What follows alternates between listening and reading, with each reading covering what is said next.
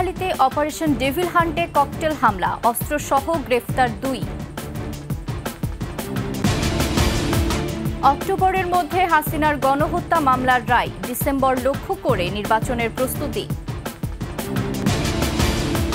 এবং সাগররণী হত্যার তদন্তে বাধা দিয়েছে হাসিনা সরকার।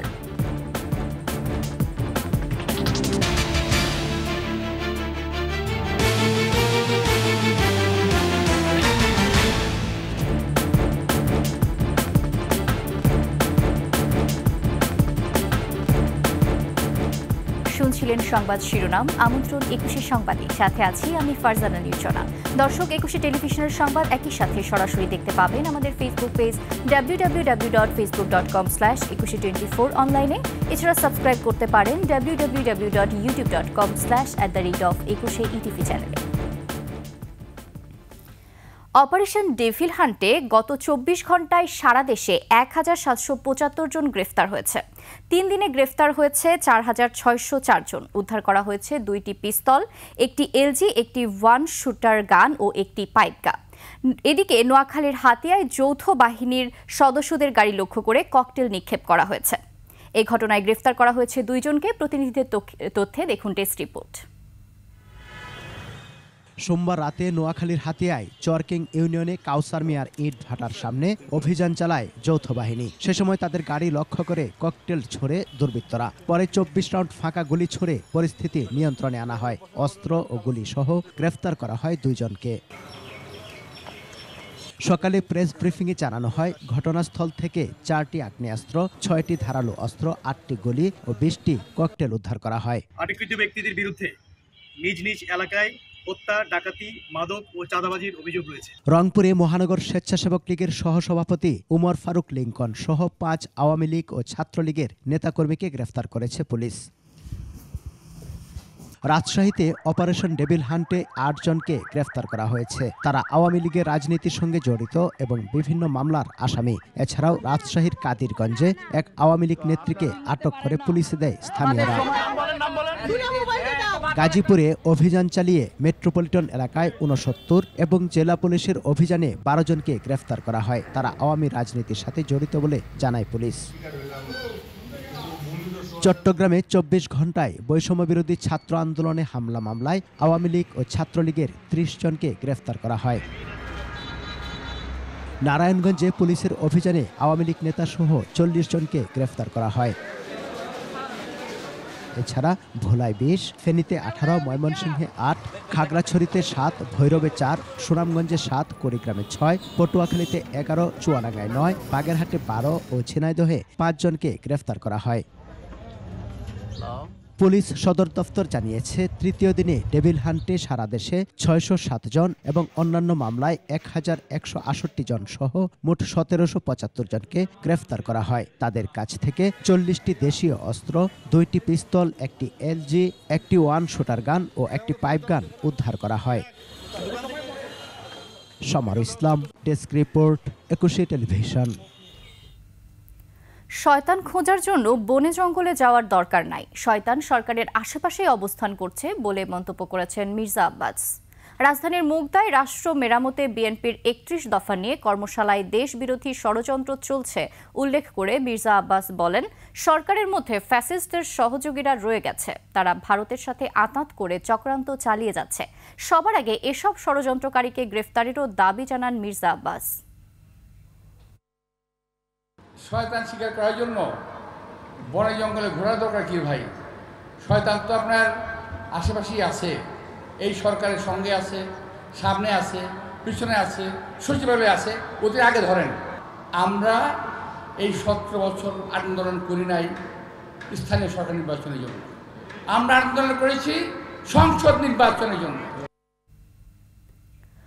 অক্টোবরের মধ্যেই আন্তর্জাতিক অপরাধ ট্রাইব্যুনালে শেখ হাসিনার বিরুদ্ধে গণহত্যা মামলার রায় হবে। সচিবালয়ে নিজ মন্ত্রণালয়ের সভাকক্ষে এমন আশার কথা জানান আইন উপদেষ্টা আসিফ নজরুল। শেখ হাসিনাকে আশ্রয় দিয়ে বাংলাদেশের বিরুদ্ধে ভারত ষড়যন্ত্র করছে বলেও অভিযোগ করেন তিনি। বিগত সরকারের সময়ে 16,500 গায়েবী মামলা প্রত্যাহারে সরকার ব্যবস্থা নিচ্ছে বলেও জানান তিনি। তৌহিদুর রহমানের রিপোর্ট।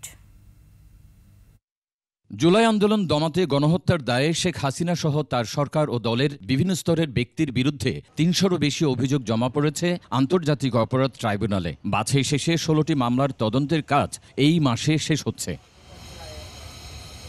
এর মধ্যে সাক্ষ্য প্রমাণসহ ৩ থেকে 4টি মামলার রায় চলতি বছরের অক্টোবরের মধ্যে পাওয়া যাবে বলে আশা করেন আইন উপদেষ্টা ডক্টর আসিফ নজরুল। সাবেক প্রধানমন্ত্রী শেখ হাসিনা সহ আওয়ামী লীগের শীর্ষস্থানীয় নেতৃবৃন্দ এবং শীর্ষস্থানীয় কিছু পুলিশ এবং প্রশাসনিক কর্মকর্তা এই সমস্ত মামলায় আসামি হিসাবে রয়েছেন। আমরা আশা করছি এই বছর অক্টোবরের মধ্যে আমরা 3 থেকে 4টি মামলার রায় পেয়ে যাব। শেখ হাসিনার অনুপস্থিতিতে বিচার কিভাবে হবে এমন প্রশ্নের উত্তরে আইন উপদেষ্টা বলেন, আইন অনুযায়ী আসামির অনুপস্থিতিতে বিচার সম্ভব। যারা পলাতক আছেন, পলাতকের বিচারের বিধান রয়েছে।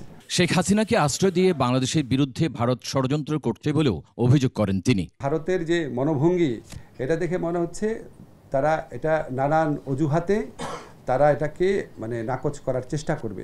বিগত সরকারের সময়ে বিরোধী দলীয় নেতাকর্মীদের বিরুদ্ধে অসংখ্য মামলা হয়েছে। এসব মামলা থেকে বেশ কিছু মামলা প্রত্যাহারের সিদ্ধান্ত নেওয়া হয়েছে বলেও জানান আইন উপদেষ্টা। 16,429টি মামলার তালিকা করা হয়েছে। তালিকা করার পর প্রত্যেকটা মামলার রেকর্ড ঘেটে আমাদেরকে দেখতে হয় এটা আসলে জেনুইনলি আপনার রাজনৈতিক হয়রানিমূলক গায়েবী মামলা কিনা, নাকি এটা কোনো রকম কারচুপি বা অনিয়ম করে ব্যক্তির বিরুদ্ধে ব্যক্তির মামলা ঢুকিয়ে দেওয়া হয়েছে। ব্যক্তির বিরুদ্ধে ব্যক্তি হত্যা মামলা আমি তো প্রত্যাহার করতে পারি না। আওয়ামী লীগ বড় ধরনের হত্যাযজ্ঞ চালাবে এমন তথ্য আইনশৃঙ্খলা বাহিনীর সদস্যদের কাছে আসার পর অপারেশন ডেভিল হান্ট শুরু হয়েছে বলেও জানান তিনি। সর্বোচ্চ মাত্রায় সতর্ক থাকার চেষ্টা করবে যাতে এটা অ্যাবিউজ না হয়। তৌহিদুর রহমান, 21 টেলিভিশন, ঢাকা। ডিসেম্বরে ভোট ধরেই ত্রয়োদশ জাতীয় সংসদ নির্বাচনের প্রস্তুতি নিচ্ছে নির্বাচন কমিশন। সরকার চাইলে জাতীয় নির্বাচনের আগে সীমিত পরিসরে স্থানীয় নির্বাচন করা সম্ভব বলে জানিয়েছেন নির্বাচন কমিশনার আবুল ফজল মোহাম্মদ সানাউল্লাহ। সুষ্ঠু নির্বাচনের আশা প্রকাশ করে জাতিসংঘ উন্নয়ন কর্মসূচি UNDP বাংলাদেশের আবাসিক প্রতিনিধি স্টেফান লিলার বলেন, আগামী নির্বাচন হবে বাংলাদেশের ইতিহাসের সবচেয়ে ভালো নির্বাচন। শিউলি শবনমের রিপোর্ট। উন্নয়ন সহযোগী 18টি দেশের রাষ্ট্রদূতদের সঙ্গে প্রথমবারের মতো বৈঠকে বসেন AMM নাসির উদ্দিনের নেতৃত্বাধীন নির্বাচন কমিশন। প্রায় 2 ঘন্টার বৈঠক শেষে নির্বাচন কমিশনার আবুল ফজল মোহাম্মদ সানাউল্লাহ জানান, জাতীয় নির্বাচন ব্যাহত হয় এমন কোনো কিছুর বিষয়ে কমিশন সজাগ থাকবে। জাতীয় নির্বাচন ইসির অগ্রাধিকার বলেও জানান তিনি। স্থানীয় সরকার নির্বাচন পুরোপুরিভাবে এভাবে করতে হয় তাহলে জাতীয় নির্বাচনের টাইমটা পিছিয়ে যাবে। অথচ জাতীয় নির্বাচন আমাদের একটা প্রায়োরিটি এরিয়া। ইলেকশন কমিশন জাতীয় নির্বাচন নিয়েই চিন্তিত এই মুহূর্তে এবং জাতীয় নির্বাচন নিয়ে প্রস্তুতি নিচ্ছে। সরকার জাতীয় নির্বাচনের আগে স্থানীয় সরকার নির্বাচনের সিদ্ধান্ত নিলে নির্বাচন কমিশন তা বাস্তবায়ন করবে বলে জানান তিনি। স্থানীয় সরকার নির্বাচন যদি সরকার সিদ্ধান্ত নেন কোনো অংশ বা কোনোভাবে অনুষ্ঠান করার, সেটা সরকারি সিদ্ধান্ত, সেটা তখন ওইভাবে বাস্তবায়ন করতে হবে। অবাধ ও সুষ্ঠু নির্বাচন পরিচালনায় জাতিসংঘ বাংলাদেশকে সহায়তা করবে বলে জানান UNDPর আবাসিক প্রতিনিধি Stefan লিলার। We are supporting the election commission to conduct free, fair elections, the best elections hopefully in the history of Bangladesh. That is the aspiration. তবে আগামী নির্বাচনে কোনো বাধা দেখছেন কিনা এমন প্রশ্ন এড়িয়ে যান তিনি। That's not for me to comment on, I think. Shiuli Shabnam, 21 television, Dhaka. সাংবাদিক দম্পতি সাগর রুনি হত্যা মামলার তদন্তে শেখ হাসিনা সরকারের উচ্চ পর্যায়ের ব্যক্তিরা বাধাগ্রস্ত করেছেন। এ কারণে 13 বছর পার হলেও তদন্ত প্রতিবেদন আলোর মুখ দেখেনি। সংবাদ সম্মেলনে কথা জানান মামলার আইনজীবী শিশির মনির। তবে বিচারের বিষয়ে এবার আশাবাদী সাগর রুনির একমাত্র সন্তান মেঘ। বিস্তারিত শাকিরা আরজুর রিপোর্টে। 2012 সালের 11 ফেব্রুয়ারি ঢাকার পশ্চিম রাজারবাজারের নিজ বাসায় নৃশংসভাবে হত্যা করা হয় সাংবাদিক দম্পতি সাগর রুনিকে। এরপর দীর্ঘ 13 বছরেও এ হত্যার বিচার হয়নি, শেষ হয়নি তদন্তও। দীর্ঘ 13 বছরের সময় নেওয়া হয় 115 বার। তবে 5 আগস্ট পরিবর্তিত পরিস্থিতির পর চাঞ্চল্যকর এই মামলার তদন্তে মনোযোগ দেয় অন্তর্বর্তী সরকার। হাইকোর্ট র্যাবকে সরিয়ে তদন্তের ভার দেয় টাস্কফোর্সের উপর। মঙ্গলবার সাগর রুনির পরিবারের পক্ষ থেকে সংবাদ সম্মেলন করা হয় সুপ্রিম কোর্টে। সেখানে সাগর রুনির পরিবারের পক্ষ থেকে তাদের আইনজীবী জানান, অতীতে এই হত্যার তদন্তে বাধাগ্রস্ত করা হয়েছে। এমন আরও গুরুত্বপূর্ণ কিছু তথ্য পেয়েছে টাস্কফোর্স। যাদেরকে এক্সামিন করা হয়েছে, যাদের সঙ্গে তদন্তকারী কর্মকর্তারা আলোচনা করেছেন, আলাপ করেছেন, অন্য মামলায় জেলে আছেন এরকম ব্যক্তিবর্গের সঙ্গেও আলাপ করা হয়েছে, যারা কিছুটা স্টেটমেন্ট দিয়েছেন ঊর্ধ্বতন কর্তৃপক্ষের যোগাযোগের ব্যাপারে তারা মুখ খুলেছেন। আগের যারা রিট পিটিশন করেছিলেন তারাই বা কেন রিট পিটিশন করেছিলেন, কেন র্যাবকে সেই দায়িত্ব দেওয়া হয়েছিল, সেটিও খতিয়ে দেখছেন ইনভেস্টিগেটিং অফিসার। মামলার বাদী নওশের রহমান জানান, আগের সরকার ও তাদের সংশ্লিষ্টরা সাগরনী হত্যায় জড়িত। আর মেঘ বললেন, এবার তিনি আশাবাদী।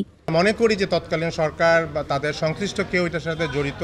তো এই সব কিছুই পরিবর্তন হয়েছে, কিছুটা আশার আলো আমরা দেখতে পাচ্ছি, বাট সম্পূর্ণ আসলে এতবার আমরা আশা ভঙ্গ ঘটেছে, যার ফলে আমরা আশাবাদী হওয়ার মতো কিছু পাচ্ছি না যতক্ষণ পর্যন্ত না আমরা তদন্ত রিপোর্টে কি আসছে সেটা জানতে পারছি। একটু হলেও আমরা হোপফুল, আশা করি যেহেতু অনেক কিছু বললো, মাত্র বলে গেল, তো আশা করা যাচ্ছে যে মানে পজিটিভ কিছু একটা শুনতে পারবো।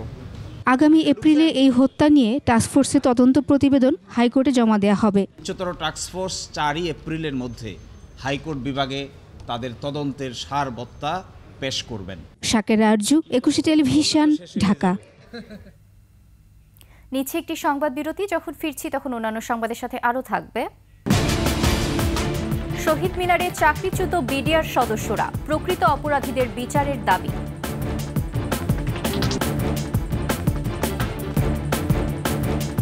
আবারও আমন্ত্রণ 21 সংবাদে। সরকারের সংস্কার উদ্যোগের পাশাপাশি বিভিন্ন প্রকল্পে বিদেশি মিত্রদের অব্যাহত সমর্থন চাইলেন প্রধান উপদেষ্টা ডক্টর মোহাম্মদ ইউনূস। মঙ্গলবার মার্কিন charge d' affaires Tracey Jacobson প্রধান উপদেষ্টার সাথে সাক্ষাৎ করতে এলে বিশ্বব্যাপী ইউএস এইডের কার্যক্রম স্থগিত করা হলেও রোহিঙ্গা শরণার্থীদের জন্য মানবিক সহায়তা অব্যাহত রাখায় যুক্তরাষ্ট্রকে ধন্যবাদ জানান। পাশাপাশি আইসিডিডিআরবির মতো প্রতিষ্ঠানগুলোতে সহায়তা স্থগিত করে দেওয়ায় উদ্বেগ প্রকাশ করেন তিনি। এরপর বিশ্বব্যাংকের ভাইস প্রেসিডেন্ট মার্টিন রেইজার প্রধান উপদেষ্টার সাথে সাক্ষাৎ করে অন্তর্বর্তী সরকারের চলমান সংস্কার কার্যক্রমের প্রতি সমর্থন পুনর্ব্যক্ত করেন। এরপর প্রধান উপদেষ্টার সাথে সাক্ষাৎ করেন আয়ারল্যান্ডের রাষ্ট্রদূত কেভিন কেলি।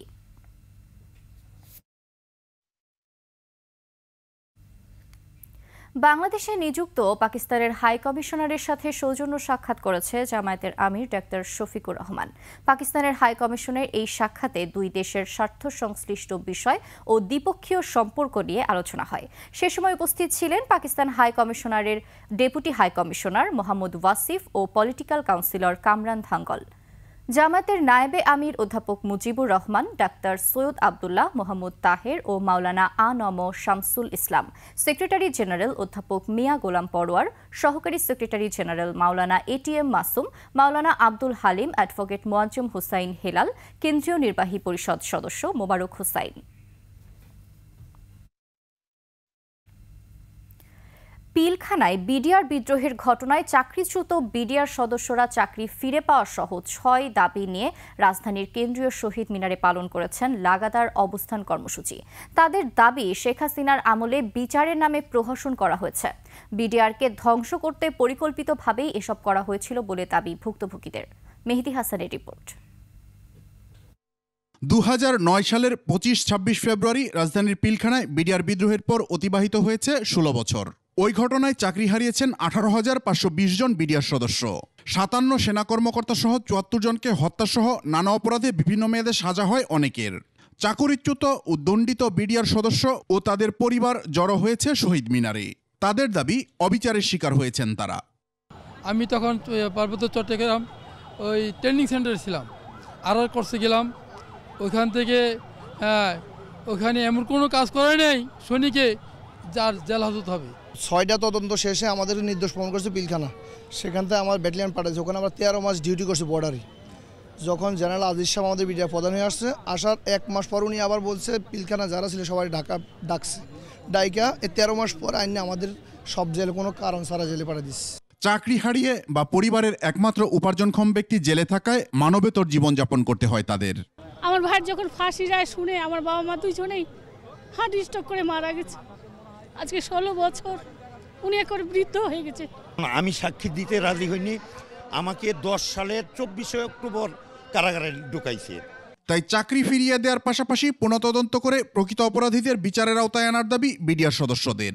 তদন্ত কমিশন গঠন হয়েছে, এই কমিশন স্বাধীনভাবে তারা তদন্ত করবেন, যারা নিরপরাধী তাদেরকে মুক্তি দেওয়া, চাকরি পূর্ণ করবে, আর যারা অপরাধী তাদের পরিপূর্ণ সাজা হোক, আমরা এটা চাই। আসলে আমাদেরকে অন্যায় করা হয়েছে এবং আমাদেরকে রাষ্ট্রীয় সুযোগ সুবিধা চাকরিতে পুনর্বহালের জন্য আমাদের আসলে সমাবেশটা করা হয়েছে আর কি।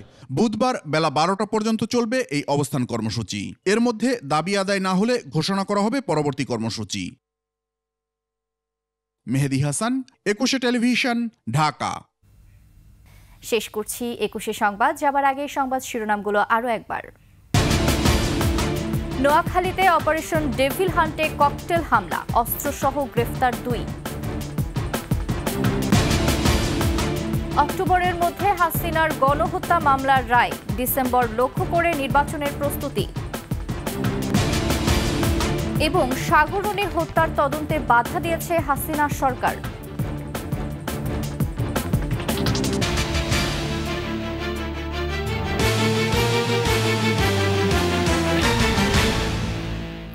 সর্বশেষ সংবাদ জানতে ডায়াল করুন 2021 নম্বরে, আর ভিজিট করুন 21-tv.com ওয়েবসাইটে।